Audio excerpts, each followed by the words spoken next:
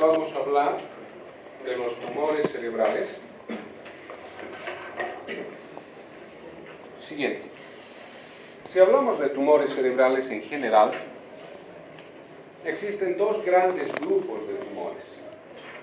Unos, tumores benignos, y otros, los tumores malignos. Algunos, perdón un segundito.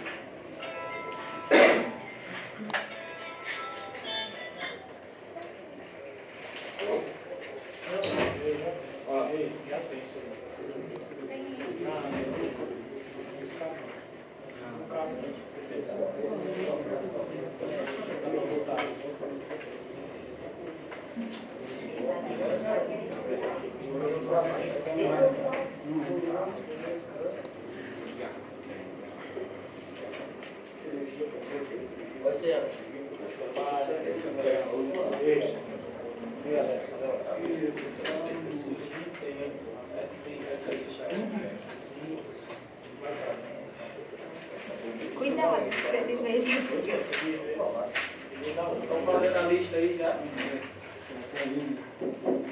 Alex, acabou com esse pendrive, ver se tem uma prova perdida. Danilo, fica na foto, né? Posso dar aí? Dá uma olhada aí. Não Posso dar aí? 45.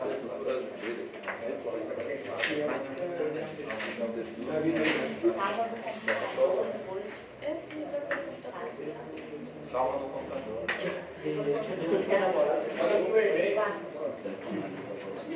Olha aí,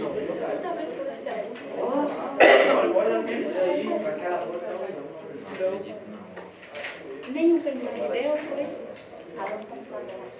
Foi o teu dedo? salva no computador. Não passou por quê? Trabalha com outro nome, já salva.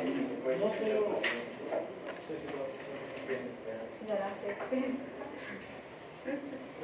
Pessoal, a doutora Daniela Flores está aí na sala. Entonces, dos grandes grupos, tumores benignos y tumores malignos. Siguiente diapositiva. Si hablamos de características generales de estos tumores, sean benignos o malignos, pueden aparecer a cualquier edad. Es decir, hay niños de 6 meses, 1 año, 3 años con tumores cerebrales. Hay pacientes de 12, 14, 15 años con tumores cerebrales. Hay pacientes de 40, 50, 60, 70 años con tumores cerebrales. Puede aparecer en cualquier momento y a cualquier edad. El crecimiento de estos tumores habitualmente es un crecimiento rápido. Rápido me refiero en cuestión de meses, dependiendo si es un tumor maligno o es un tumor benigno. Los tumores malignos tienden a crecer con mucha rapidez porque son tumores muy vascularizados a diferencia de los tumores benignos. Las metástasis son otro tipo de tumor, no son primarios del sistema nervioso central, vienen de otro lado, pulmón, riñones, páncreas, próstata, etc. Y pueden hacer metástasis hacia el sistema nervioso central. Cuando consideramos que un tumor es maligno, acá varían un poco los conceptos generales de la oncología. Adelante, Lina. Hola.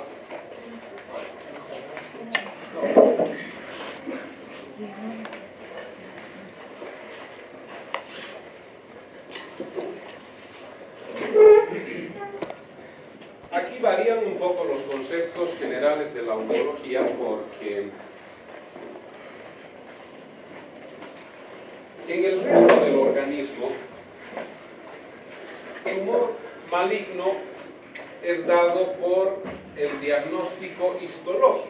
Es decir, si el patólogo dice esto es maligno, solamente ese es el criterio para decir si es maligno o no. En el sistema nervioso central es diferente. Pueden existir tumores benignos histológicamente, pero por la localización, por el tamaño y por la progresión del tumor se puede llamar, entre comillas, maligno. Por ejemplo, si tenemos un tumor que está localizado en el polígono de Willis, al centro del polígono, es un sitio difícil de acceder y de retirar todo el tumor. Por lo tanto, se considera, entre comillas, como un tumor maligno por su localización, no tanto por su estirpe histopatológico. En cambio, los tumores benignos, en general, son tumores bien delimitados, con una cápsula que los puede diferenciar fácilmente del resto del encéfalo donde están localizados, y obviamente no son tumores metastásicos, por eso se llaman tumores benignos. Ahora, ¿qué sintomatología producen estos tumores? Tanto los benignos como los malignos pueden producir la misma sintomatología. Es decir, no hay una sintomatología específica para los tumores benignos y otra específica para los tumores malignos. No existe. El tumor, sea benigno o maligno, se va a manifestar de la misma forma de acuerdo a su localización. Es decir, el paciente tendrá cefalea, tendrá náuseas, tendrá vómitos, papiledema, que son signos de hipertensión intracraneal, tendrá datos de focalización de acuerdo a dónde esté localizado, con hemiparesia, con paraparesia, con parálisis de algún par craneal, dependiendo dónde esté localizado. Por tanto, con la sintomatología es muy difícil poder decir si el tumor es benigno o es maligno. Ambos tienen la misma sintomatología. Siguiente. Una vez que clasificamos en tumores benignos y malignos, existen otras subclasificaciones. Por ejemplo, existen tumores del sistema nervioso central que son tumores congénitos, es decir, de nacimiento, como el espesioneuroblastoma, como la esclerosis tuberosa. Son tumores congénitos, es decir, el paciente nace con el tumor, nada más que crece con el tiempo. En cambio, otros son tumores adquiridos. Durante la infancia, adolescencia, adulto, aparece el tumor y crece, y empieza a manifestarse. Ahora, ¿cuál es la causa para que aparezca ese tumor? Aún la ciencia no sabe por qué aparecen estos tumores en el sistema nervioso central. Se han hecho muchos estudios, se ha investigado si es algún tipo de líquido, agua, algún elemento que consumimos, radiación. Incluso en una época, no sé si ustedes llegaron a escuchar en el internet, se creía al principio que los celulares eran la causa de tumores cerebrales. Entonces se empezó a investigar y al final se concluyó que nada tiene que ver con la presencia de tumores celulares, los celulares con tumores cerebrales. Entonces, hasta ahora la ciencia no sabe por qué aparecen estos tumores adquiridos. Es muy común en la población, por ejemplo, tratar de relacionar tumores con trauma, ¿no es cierto? Mucha gente cree y dice, cuando tiene un tumor, dice, seguramente fue por caída, por golpe, etc. No, no está relacionado, no tiene que ver con trauma. Incluso se han hecho estudios en lugares donde la población está expuesta a grandes radiaciones, por ejemplo Chernobyl. Cuando ocurrió Chernobyl, ¿qué fue en qué año? 89. ¿Qué? 89. No, 85. más o menos. No, Chernobyl fue el 87, porque el terremoto en México fue en el 86. Entonces, a partir de este evento se empezó a hacer estudios, seguimiento a los niños de esa época con los años para ver si desarrollaban algún tipo de tumor. Y se vio que no existe ninguna relación. Por tanto, grandes radiaciones no tiene que ver con el desarrollo de estos tumores cerebrales. Dos, ya dijimos, la diferencia entre tumores benignos y tumores malignos. Tres, otra clasificación, gracias, es si los tumores están en el sistema nervioso central o están en el sistema nervioso periférico. Recuerden que el sistema nervioso central está constituido por encéfalo, tallo cerebral y médula espinal. Ese es el sistema nervioso. Pares craneales, raíces nerviosas constituyen el sistema nervioso periférico. Entonces hay que definir si el tumor es central o es periférico, clínicamente, para luego apoyarse con estudios. Otra subclasificación es hablar ya dentro de la cavidad endocraneal, ver dónde está localizado el tumor, en el espacio supratentorial o en el espacio infratentorial. Recuerden que el espacio supratentorial está ocupado por el encéfalo y el espacio infratentorial está ocupado por la fosa posterior, donde están el cerebelo, el tallo cerebral. ¿No es cierto? Eso es importante saber a qué nivel está localizado el tumor. Y finalmente, otra subclasificación es saber si el tumor se origina dentro del encéfalo o está fuera del encéfalo.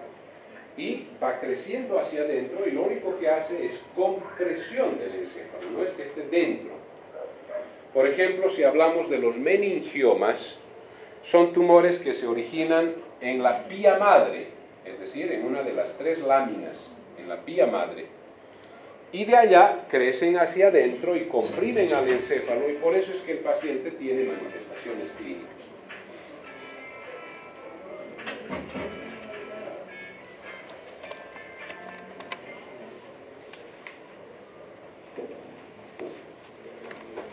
Por ejemplo, el adenoma de hipófisis es un tumor que se origina en la glándula hipofisiaria.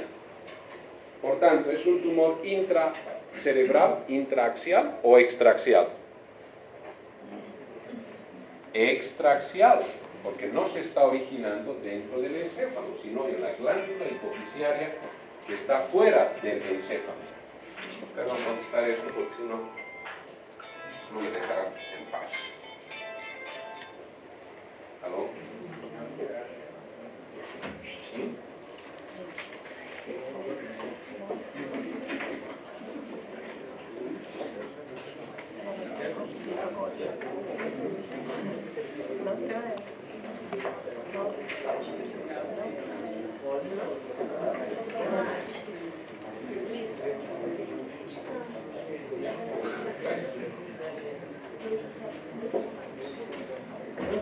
Entonces, al decir intraaxial o extraaxial, nos referimos a si se origina dentro del encéfalo o no.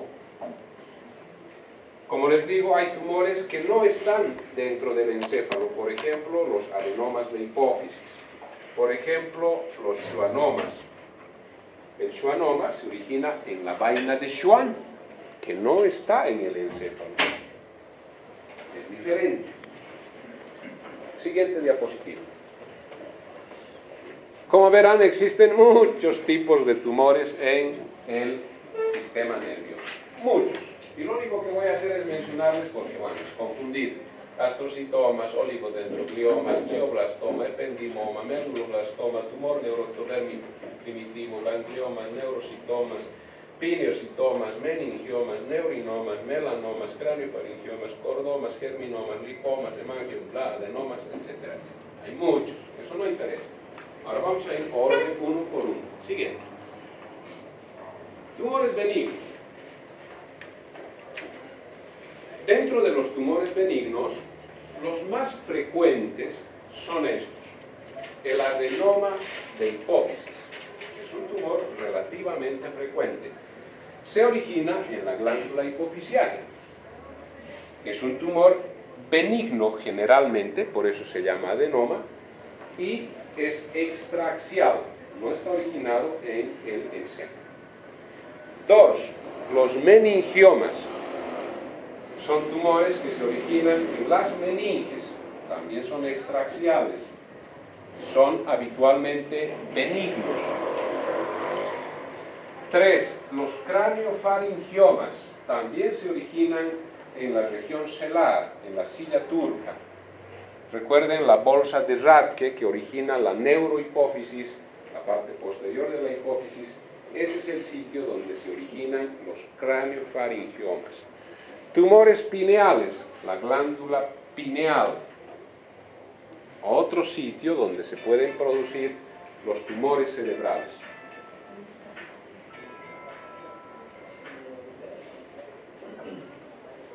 Hemangioblastomas, como su nombre indica, es un tumor de tipo vascular, por eso se llama hemangioblastoma. Es un tumor benigno, habitualmente se localiza en la fosa posterior. Vamos a ir viendo uno por uno estos tumores, así que no se preocupen mucho por tomar los datos que les doy. Siguiente. Tumores malignos. Hay muchos, de ellos los más frecuentes son, uno, los gliomas, llamados también astrocitomas, es lo mismo, astrocitoma o glioma es lo mismo. Dos, los cordomas, habitualmente están localizados en el clivus, cordoma de clivus. Tres, los carcinomas, pueden ser nasofaringios, etmoidales.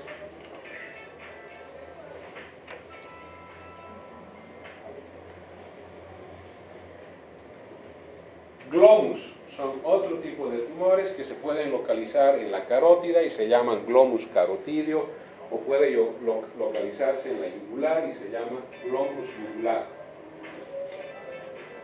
Otra vez, disculpen.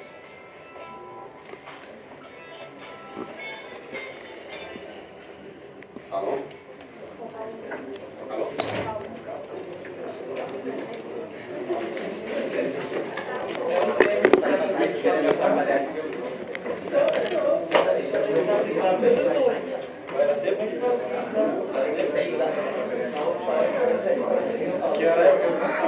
Jesus Cristo. Aqui, né?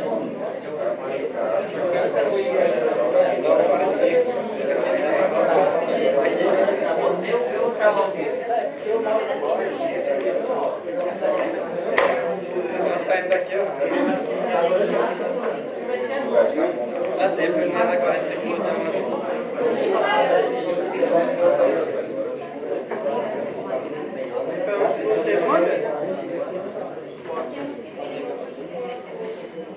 Síntomas y signos.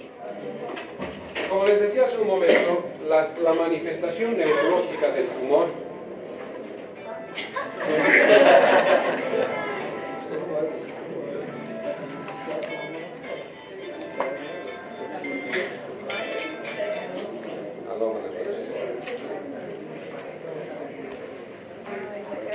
Você vai cantar no violão. O telefone talvez me dê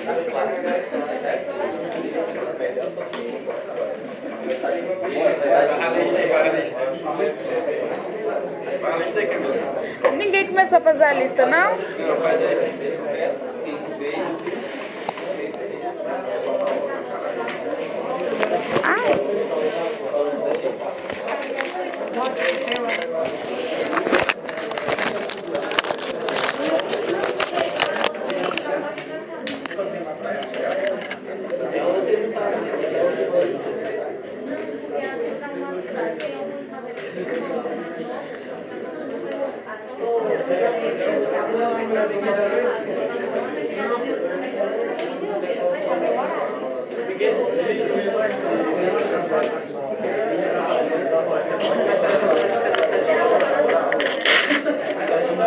Começar a fazer lista?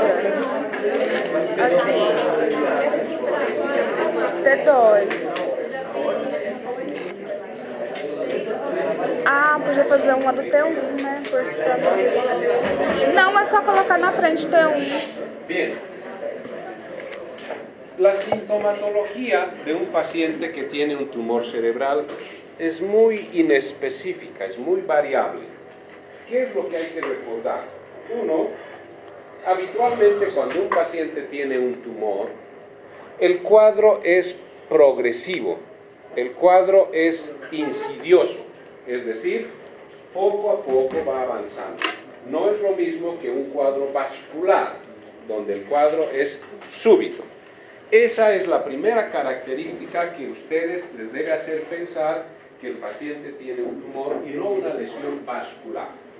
Segundo, si el paciente tiene una determinada sintomatología general, inespecífica, por ejemplo, náuseas, cefalea, que son inespecíficas. Tres, si ese paciente, además de esa sintomatología inespecífica, presenta convulsiones, ¿Pueden pensar que tiene un problema en la médula? No. Es un problema del encéfalo, por el cual está convulsionando. Por eso es que en un 30 a 40% de los pacientes que tienen tumores cerebrales, una de las manifestaciones más frecuentes son las convulsiones. Por tanto, paciente que convulsiona, con toda seguridad que algo pasa en ese cerebro y hay que hacer estudios para descartar o confirmar el diagnóstico. Segundo, fíjense, cefalea. Cefalea es un síntoma universal y muy común. Por todo y por nada nos duele la cabeza. Por un resfrío, por una migraña, porque se acerca un examen y hay mucha tensión, por un problema familiar, por cualquier motivo da dolor de cabeza. No descuiden que los tumores, entre un 30 a 50%, se manifiestan con cefalea. 3. Datos de focalización neurológica, es decir, hemiparesia, hemiplegia, paraparesia, anisocoria, alteraciones de sensibilidad, Babinski de un lado, del otro no, está focalizando. Quiere decir que algo está pasando arriba en la vía piramidal. Y otro dato muy común de pacientes con tumores cerebrales es la hipertensión endocraneal. Es decir, pacientes que tienen cefalea por muchas semanas, a veces meses, se agrega a esto náuseas, se agregan vómitos, y si uno hace fondo de ojo y encuentra papiledema, está haciendo hipertensión por algún motivo. Uno de ellos puede ser que tenga un tumor cerebral. Siguiente. Tumores malignos. Vamos a empezar por las malas noticias, los tumores malignos. Dijimos hace un momento que entre los malignos, los más comunes, los más frecuentes son los astrocitomas o gliomas. Fíjense, los astrocitomas representan cerca del 40% de los gliomas. Es alto. La edad más frecuente de presentación de los astrocitomas es arriba de los 40 años. También puede presentarse en gente más joven, 30, 25, 28 años, también puede presentarse este astrocitoma. Pero es más común arriba de los 40 años. Recuerden que estamos hablando de un tumor maligno. 3. La localización más frecuente de estos astrocitomas es en los hemisferios cerebrales, lóbulos frontal, temporal, parietal, occipital, en primer lugar. Luego pueden haber localizaciones en el cerebelo. Los astrocitomas pueden localizarse en el cerebelo. Y tercero, también pueden haber astrocitomas que se localizan en el tallo cerebral, mesencéfalo, puente o pulmón. Siguiente. Estos astrocitomas tienen una clasificación para tener un pronóstico de cómo le va a ir al paciente. Existen 4 grados de astrocitomas. El grado 1 es un astrocitoma con bajo grado de malignidad. O sea, astrocitoma es tumor maligno. Primer concepto, es maligno. Sin embargo, si el astrocitoma es grado 1, es un astrocitoma de bajo grado de malignidad. El astrocitoma grado 2 es un astrocitoma llamado gemistocítico o quístico. El grado 3 es el llamado astrocitoma anaplásico. Y el grado 4 es llamado glioblastoma multiforme. ¿Por qué es importante calificar el grado del astrocitoma?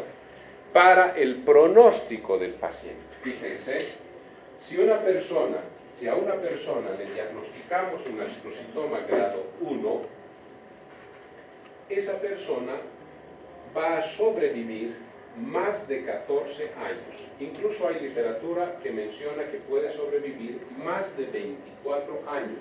Un astrocitoma grado 1.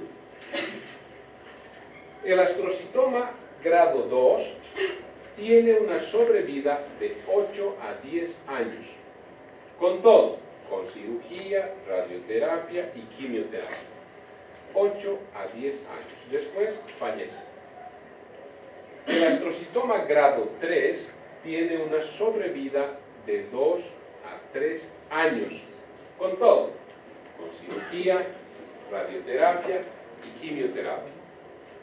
Y el astrocitoma grado 4, llamado glioblastoma multiforme, tiene una sobrevida de 1 año, con todo, con cirugía, radioterapia y quimioterapia. Qué diferente, ¿no es cierto? O sea que si alguien le diagnostica un astrocitoma grado 1, aunque sea maligno, por lo menos vivirá más de 14 años. Si a alguien le diagnostica glioblastoma multiforme, como esa película de, no recuerdo el título, pero es de los últimos 10 deseos que uno va a hacer antes de morir, ¿se acuerdan? Con Jack Nicholson y Morgan Freeman. Igual, si a alguien le diagnostican glioblastoma multiforme, hágase lo que se haga aquí, que es país subdesarrollado. En Estados Unidos, país del primer mundo, el mismo pronóstico tiene, el mismo. Es decir, le queda una sobrevida de 1 año y después va a fallecer, con absoluta certeza, absoluta certeza. Puede ser que viva 1 o 2 meses más, pero va a fallecer. Por tanto, ese año es que se dedique a un año sabático, ¿no es cierto? Claro. Y esto está ya estudiado, años y años y años. Cuando yo llegué acá, me encuentro con una cultura diferente, y ustedes se dan cuenta, o sea, la cultura de la gente acá es un poco diferente, es más cerrada. Mucha gente, no sé cómo sea en Brasil, pero mucha gente acá cree en terapias alternativas, cree en brujería, cree... ¿También? Cree que van con una persona, les hacen unos cuantos preparados, creen que con eso se cura el cáncer, etc., ¿no? Entonces, empecé a hacer un estudio de los astrocitomas, de todos los pacientes que me llegaban con astrocitoma, los operaba y después de la cirugía los mandaba a radioterapia y les decía, haga lo que usted crea mejor. Unos se van a rezar a no sé qué santos, a no sé qué santas, otros se van a Santa Cruz, porque allá saben que hay una fuente de agua milagrosa. Vayan.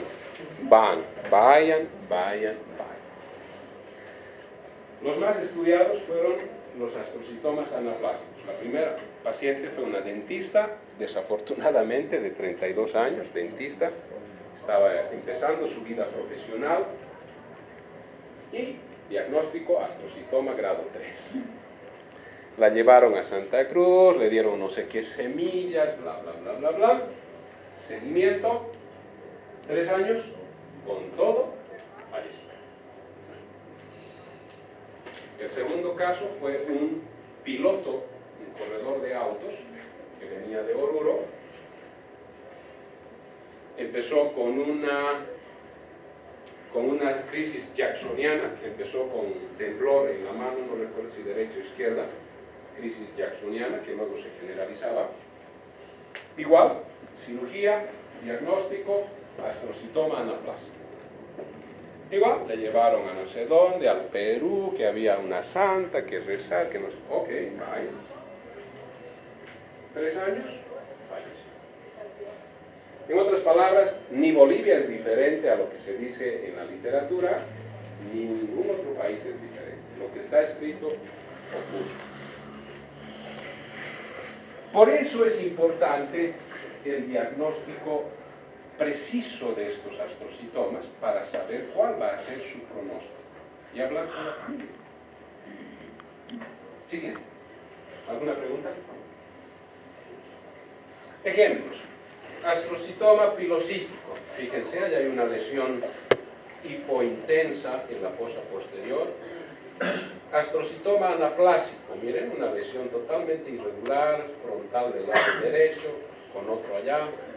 Astrocitoma grado 2, fíjense, una lesión totalmente irregular. Astrocitoma grado 3, bueno, aquí no sale bien la imagen. Son ejemplos de los diferentes grados de astrocitomas. Astrocitoma pilocítico es la forma más benigna de estos astrocitomas porque es la más de bajo grado de malignidad. Es más frecuente que se presente en gente joven, incluso en niños, el astrocitoma pilocítico. Afecta obviamente a los hemisferios cerebrales, a los lóbulos, puede estar dentro del ventrículo, puede estar en el hipotálamo, en cualquier parte. Pueden presentarse como tumores sólidos o también tumores quísticos. Como es un astrocitoma de bajo grado y depende de ello el pronóstico, la cirugía debe tener el objetivo de resecar todo, si es que se puede. Recuerden que en el cerebro no siempre se puede quitar todo, porque podemos dañar y producir otras secuelas, además de las que ya le produjo el tumor, ¿no es cierto? Entonces la cirugía tiene que tener el objetivo de resecar todo para que tenga esa sobrevida mayor de 14 años. Sin embargo, siempre tomamos en cuenta el hecho de no dañar más de lo que ya tiene. Por ejemplo, si está localizado en el área motora, es muy difícil quitar todo, ¿no es cierto? Porque va a quedar hemipléjico. ¿De qué sirve sacar a un tumor completamente si el paciente queda hemipléjico? ¿No es cierto? Uno tiene que valorar y decidir. Y como les decía, la sobrevida es mayor de 14 años, por eso que tiene sobrevida del 83% a los 10 años y a los 14 años ya disminuye un poco, pero tiene buena sobrevida. Siguiente. Sí.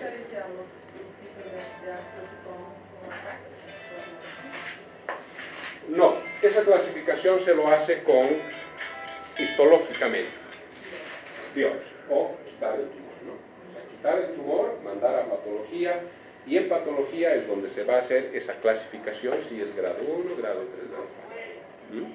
Ahora, por imagen uno ya puede aproximarse, o sea, por tomografía o resonancia, uno ya puede aproximarse, pero no puede tener la certeza.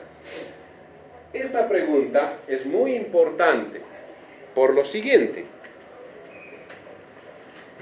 Si por tomografía o resonancia tuviéramos la certeza absoluta de qué grado de astrocitoma es, probablemente muchos no se operarían, ¿no es cierto? Porque si alguien por resonancia dice, este es un glioblastoma multiforme, sobrevida de 1 año, hágase lo que se haga, pues el paciente dirá, doctor, ¿para qué me opera? Si en 1 año yo voy a estar, ¿no es cierto? Entonces no hay certeza con imagen de qué grado de astrocitoma es. Uno puede aproximarse, pero no tiene la certeza. Y por ese mismo hecho ha ocurrido, bueno, en este medio, no en primer mundo, en este medio, hay pacientes que, otros colegas, que por imagen dicen, no, usted tiene un astrocitoma grado 4, un glioblastoma multiforme. Acá está la resonancia, se ve clarito, por tanto, su sobrevida es muy corta. Paciente, ok, año sabático, se dedica a la dulce vida, pasa 1 año, no fallece, 2 años, nada, 3 años, nada. Si dice, ese doctor no sabe nada, porque yo sigo vivo. Entonces la imagen no nos puede dar precisión de qué grado de astrocitoma es, no puede. Tiene que ser tejido que se saca y se manda a analizar, y el patólogo es el que nos da el grado preciso de qué grado de astrocitoma es.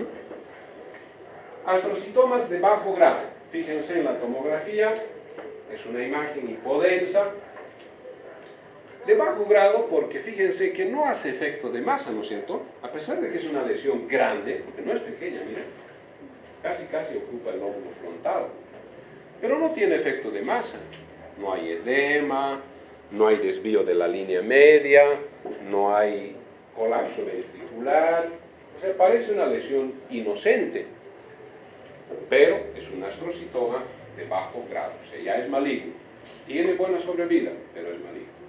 Siguiente. El otro extremo, glioblastoma multiforme, astrocitoma grado 4. Constituye el 25% de los tumores intracraneales. Alto, ¿no es cierto? O sea, si alguien tiene un tumor intracraneal, 25% de posibilidad de que sea un glioblastoma multiforme, con una mala sobrevida. Se presenta más arriba de los 40 años, es decir, es una patología de la tercera edad.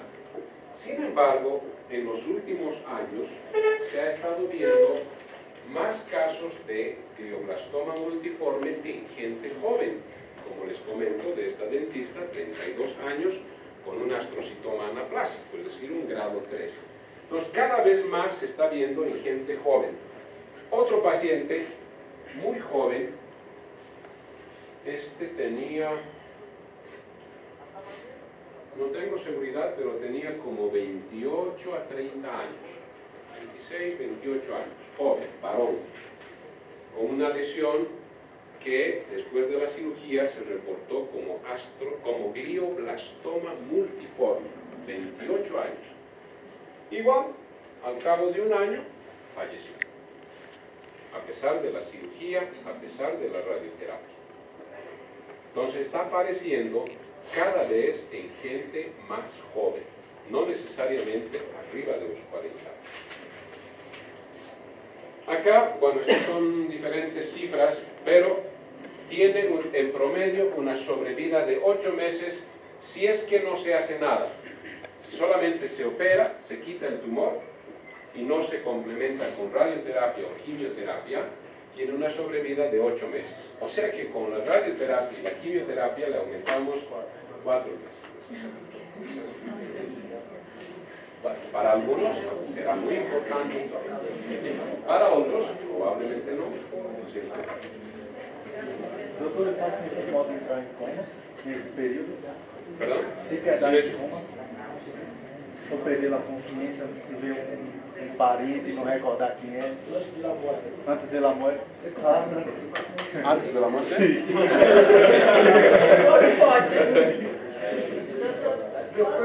Sí, un segundito. Sí, la pregunta que hace, Luis. Sí, es decir, el paciente poco a poco va perdiendo sus funciones mentales, la memoria, el juicio, está desorientado, habla incoherencias, se pone irritable, inquieto, después se va quedando dormido, cada vez más frecuente, ya no solo en el día, es decir, todo el día, y poco a poco va dejando de funcionar todo, ¿no? Se queda postrado en la cama varios días, entra en coma y después fallece. Eso habitualmente es el proceso final de estos pacientes. ¿Sí? ¿Cuál es el costo de la quimioterapia y radioterapia en este caso? Después, al finalizar, bueno, en la parte final de este tema está la quimioterapia. O sea, vamos a hablar de quimioterapia. Pero en general, la quimioterapia, a diferencia del tumor o del cáncer en otros órganos o sistemas, como son pulmones, mama, útero, etc., la quimioterapia no funciona tan bien en el sistema nervioso. No funciona. Porque la penetrancia que tiene por la barrera hematoencefálica es muy pobre de los medicamentos para quimioterapia. Muy poco logra ingresar la barrera hematoencefálica. Necesitaríamos, para controlar esos tumores, dosis más altas de la quimioterapia.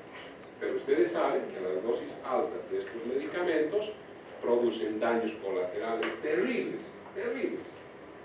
Por tanto, lo matamos por los daños colaterales y no controlamos el tumor.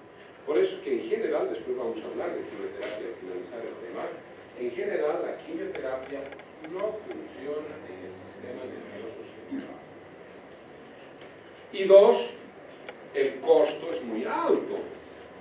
Por lo menos en este medio, la quimioterapia cuesta alrededor de unos 15 a 20 mil dólares. Y le aumenta 3, 4 meses de sobrevida. Ahora, obviamente, en países como Brasil, donde les dan gratuito, bueno, uno recibe, ¿no es cierto? Y 4 meses más vive. Está bien. Pero en un medio como Bolivia, donde no es gratuito, y el paciente tiene que pagar entre 15.000 a 20.000 dólares para vivir 4 meses más, no sé si valga la pena. Y finalmente, estos glioblastomas pueden localizarse en cualquier parte del sistema nervioso central, pero lo más frecuente es encontrar en los hemisferios cerebrales, principalmente en los lóbulos frontal, que es el lóbulo más grande, y en el lóbulo temporal, que son sitios de mayor irrigación. La imagen, después vamos a ver otras tomografías o resonancias, es muy característica del glioblastoma multiforme. Siguiente. Aquí está. Esta es una imagen de un glioblastoma multiforme en resonancia magnética. Fíjense, una zona heterogénea, hipointensa, y si se le pone contraste, fíjense cómo refuerza, pero aún así sigue siendo irregular, porque se observan zonas hipointensas, como este sitio, porque es zona de necrosis, y zonas hiperintensas porque están muy vascularizados y captan el contraste con mucha facilidad. Entonces son lesiones irregulares, heterogéneas, hipo, que están localizados en los hemisferios cerebrales. Este es un ejemplo de un glioblastoma multiforme. Siguiente. Cuando se hace el diagnóstico histopatológico, una de las características que tiene el glioblastoma es que se muestra esta imagen que se llaman vasos glomeruloides, es decir, los vasos por dentro, esta es una arteria, y por dentro está invadido por el tumor. A eso se llaman vasos glomeruloides, y una imagen muy parecida a una pseudoempalizada que se llama. Esa es la imagen histopatológica de un glioblastoma multiforme. Siguiente. Terminamos con los astrocitomas. Otro tipo de tumor, también de la línea de los gliomas, son los oligodendrogliomas. Estos son tumores también malignos y obviamente son tumores primarios del sistema nervioso central, no es metástasis. La edad más frecuente de presentación está arriba de los 40 años, 45 años, y su localización más frecuente es en los hemisferios cerebrales, en los lóbulos del cerebro. La imagen microscópica para diagnosticar oligodendroglioma es esta característica. Si ustedes ven, se parece al huevo estrellado. ¿Tienes bolígrafo? Fíjense, por ejemplo, este. Tiene un núcleo al centro, ¿la qué? La yema, y alrededor blanco, ¿no es cierto? Y lo mismo se repite acá, en todo lado se repite, ¿bien? Imagen en huevo estrellado. Eso es característico patognomónico de los oligodendrogliomas. Siguiente imagen, seguramente va a ser tomografía, ahí está, resonancia. Así se observan los oligodendrogliomas. Son un poco más delimitados, más circunscritos que los astrocitomas, aquellos son más difusos, por eso son más malignos. Dos, habitualmente están localizados en la unión córtico-subcortical, es decir, entre la corteza y la sustancia blanca. Fíjense, allá hay otro, acá hay otro.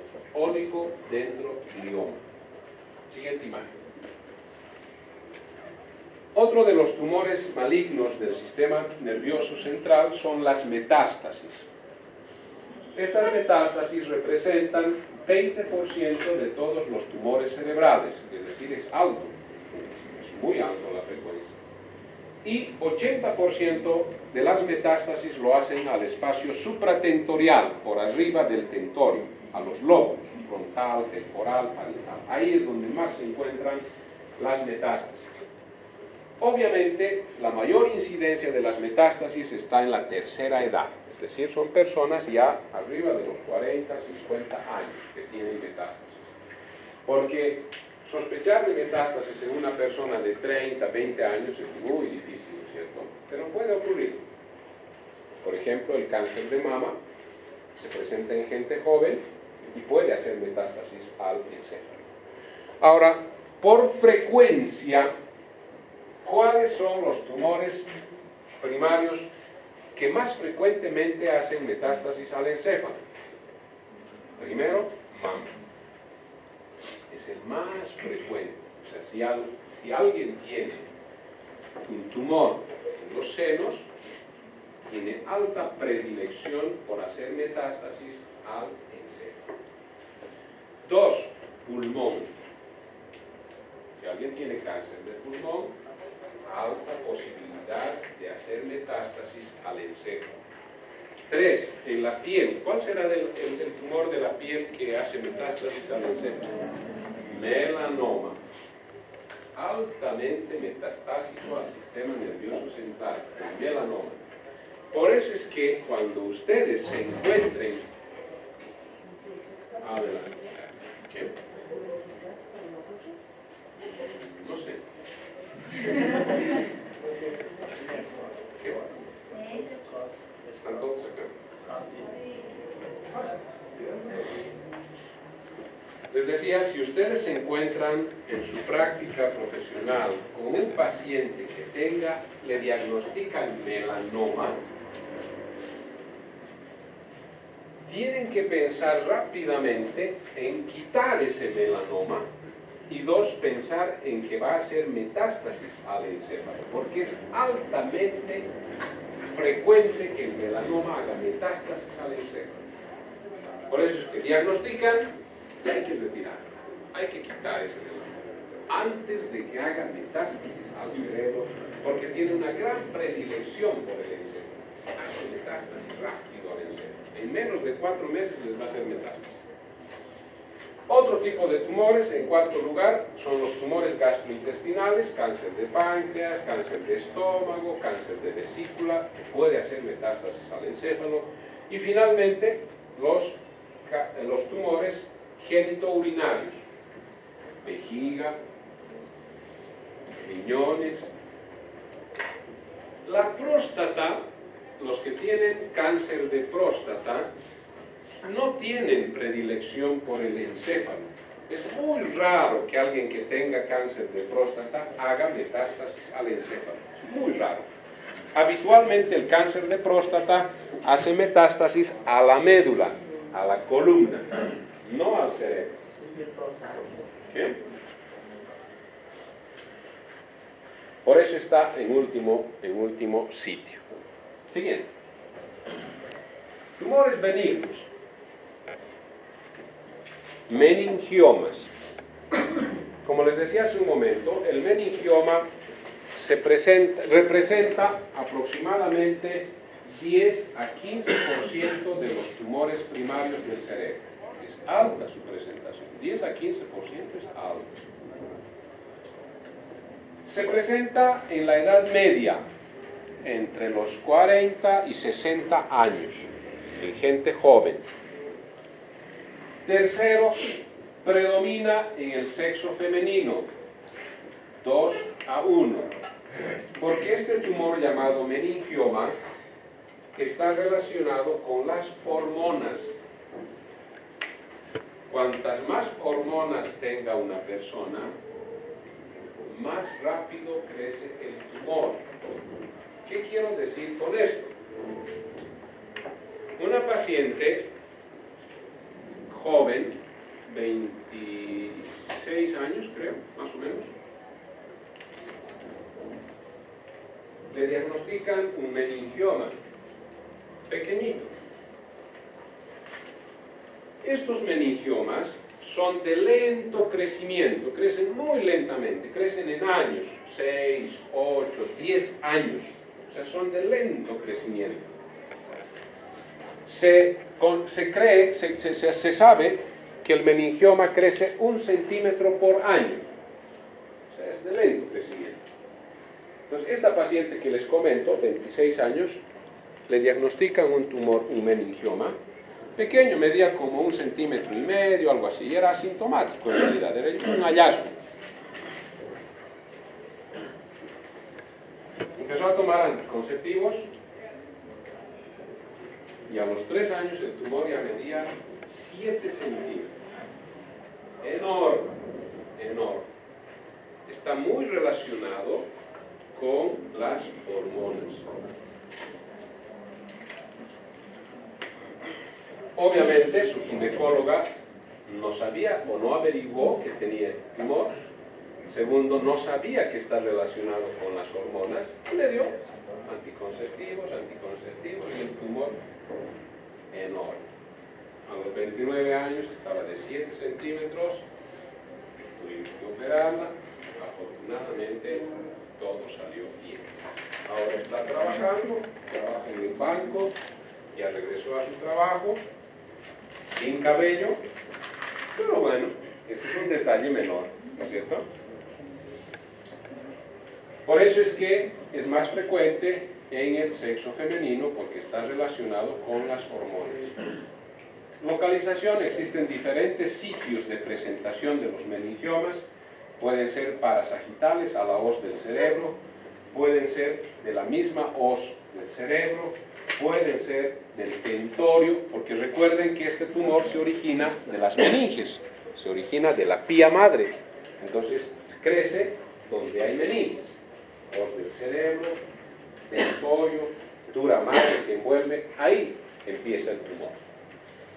Su comportamiento biológico es un tumor benigno. El meningioma es un tumor benigno. Siguiente. Esta es una imagen de un meningioma de resonancia magnética, fíjense. Con el contraste refuerza en forma importante, se vuelve hiperintenso y por histopatología, lo más patognomónico para llegar al diagnóstico de meningioma son estos cuerpos de Samoma, así se llaman. Si el patólogo encuentra los cuerpos de Samoma, que son como remolinos, esto es típico de los meningiomas. Habitualmente pueden calcificarse. Siguiente. Adenoma de hipófisis, otro tumor benigno que se origina en la glándula hipofisiaria y por crecimiento produce compresión del quiasma óptico y se manifiesta habitualmente con hemianopsia bitemporal. Existen muchas formas de presentación, puede tener hipertensión endocraneal, puede tener cefalea, puede tener hemianopsia y depende mucho, a ver la siguiente diapositiva, eso. Existen dos grandes grupos de adenomas de hipófisis, los productores y los no productores. Recuerden que la glándula hipofisiaria produce hormonas. La adenohipófisis produce 5 hormonas. ¿Cuáles son? Prolactina,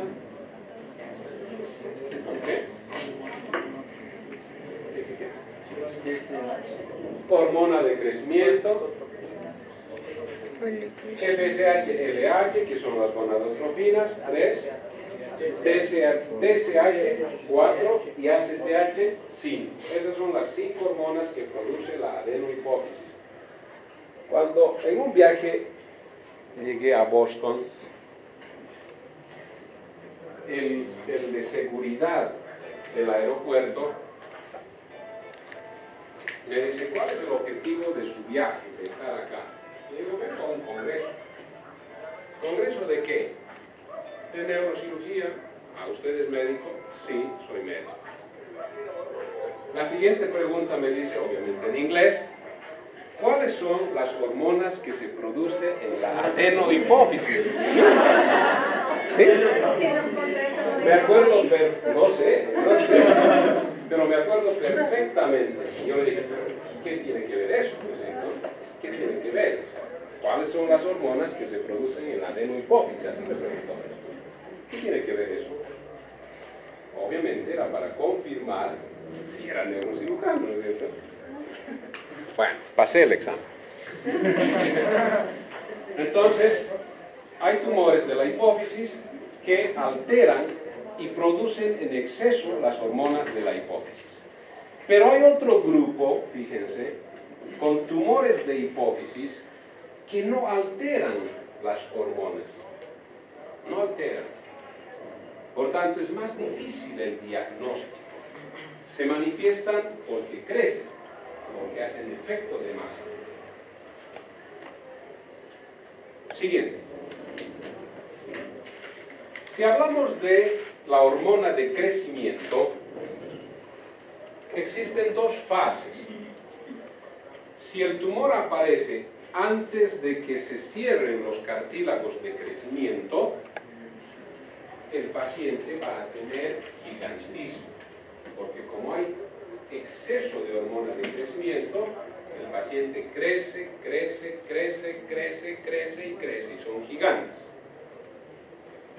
Si pasó esa etapa, o sea, si los cartílagos de crecimiento ya se cerraron y aparece el tumor, se manifiesta con acromegalia, que son estas características: prognatismo, ¿no es cierto?, macroglosia, espalda ancha, todas las características que tiene un paciente con acromegalia, porque hay un exceso de hormona de crecimiento.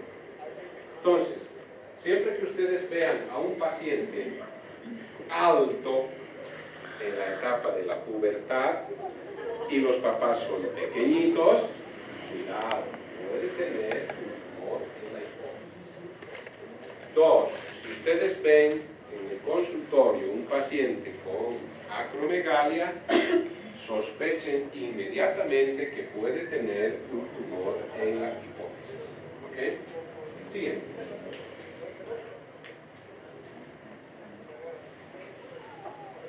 Antes del adenoma que produce en exceso hormona de crecimiento, más frecuentes son los productores de prolactina. Es decir, la prolactina se dispara. ¿Cuál es la manifestación clínica de los pacientes con prolactinomas? Galactorrea y amenorrea. Es decir, la paciente llega al consultorio quejándose de repente no tiene menstruaciones, se hace un test de embarazo, es negativo, sospechen de una lesión en la hipófisis, un prolactinoma. Si además de amenorrea la paciente tiene galactorrea, que es secreción de líquido por los senos, sin estar en el posparto, sospechen de una lesión en la hipófisis. ¿Okay? En cambio, los tumores que alteran la ACTH son menos frecuentes, 10%. Los que alteran la TSH son mucho menos frecuentes, fíjense, 1%, y así sucesivamente. Y en los varones, ¿cuál será la manifestación de los prolactinomas? ¿Qué? ¿Qué más? No, galactorrea. Puede tener, sí, puede tener galactorrea. No es muy excesivo como en las mujeres, pero puede tener. Pero hay otra cosa más frecuente. ¿Cuál es? Exacto.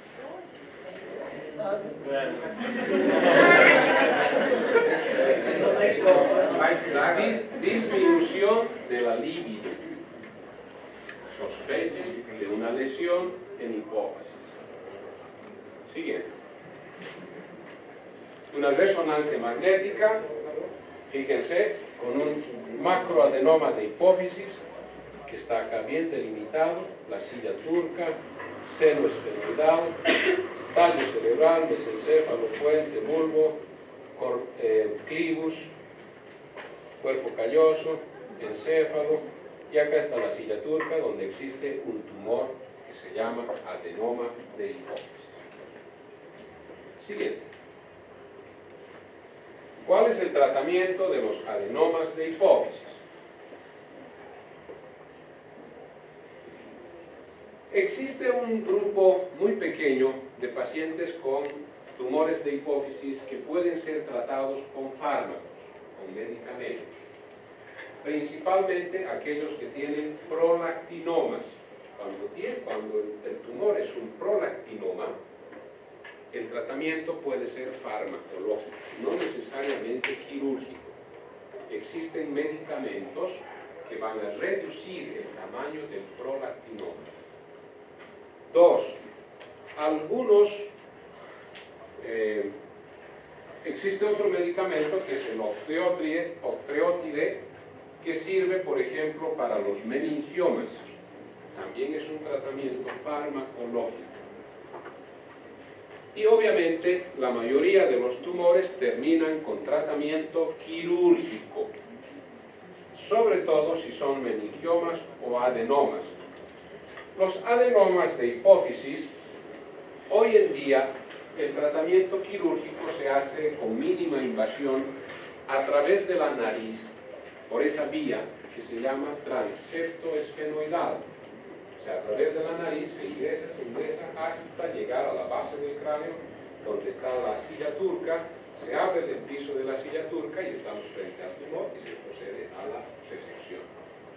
O algunos cirujanos entran a través del paladar superior por la boca, por el paladar, ingresan por allá, por la misma ruta, hasta llegar a la base de la silla turca y resecar el tumor. Muy pocos pacientes con tumores de hipófisis hoy en día llegan a una cirugía transcraneal, es decir, a través del cráneo. Pocos. La mayoría son mejor indicados la cirugía por vía nasal o transepto esfenoidal, que se llama. Y la llamada radiocirugía sirve para paliar, porque no siempre se logra quitar todo el tumor. Y cuando se dejan residuos, esto puede volver a crecer. Entonces, para esos casos está complementar con radiocirugía, es decir, radioterapia dirigido a ese sitio donde hay todavía tumor. Siguiente. Craneofaringiomas. Otro tumor benigno. El craneofaringioma también se localiza en la silla turca, en la región selar. Se presenta en dos etapas de la vida, en los niños, en los pequeños y en la tercera edad. Es decir, en los muy pequeñitos hay craneofaringiomas y en los mayores, 60, 70 años, son las dos épocas de la vida donde pueden presentarse los craneofaringiomas. Están localizados en la región selar, igual que el adenoma de hipófisis, pero como su nombre indica, no es de la glándula hipofisiaria. El craneofaringioma no es de la glándula hipofisiaria. Y histológicamente es un tumor benigno. Siguiente. Esta es una imagen típica de un craneofaringioma. Fíjense, está en la región selar. Este caso es mixto porque tiene un componente quístico, tiene líquido y tiene un componente sólido, que es el sitio donde está produciendo el líquido. Esa es la imagen histopatológica del craneofaringioma, que se observa habitualmente como un tejido de tipo epitelial, con células en columna, que son dos o dos filas de columnas, pero de tipo epitelial. Esa es la característica del craneofaringioma. Se origina de la bolsa de Rathke, que es un vestigio embrionario que tienen algunos pacientes, y a partir de este vestigio embrionario se origina el craneofaringioma. Siguiente. Ok, ya hablamos de tumores benignos, malignos. Ahora, ¿cuáles son los parámetros para el pronóstico de un paciente con un tumor cerebral? Por supuesto, uno de los más importantes es el diagnóstico histológico del tumor. No es lo mismo tener un glioblastoma multiforme con una sobrevida de 1 año que tener un meningioma que se puede quitar todo y el paciente se cura. Por tanto, el diagnóstico histopatológico es fundamental para el pronóstico del paciente. 2, la localización, lo que les decía hace un momento. Puede un paciente tener, por ejemplo, un meningioma, que es un tumor benigno, pero que está localizado al centro del polígono de Willis, del cual no podremos resecar el 100%. Pues crece y crece y crece. Por tanto, es muy importante la localización del tumor. Y obviamente es importante la edad del paciente, porque si el tumor aparece,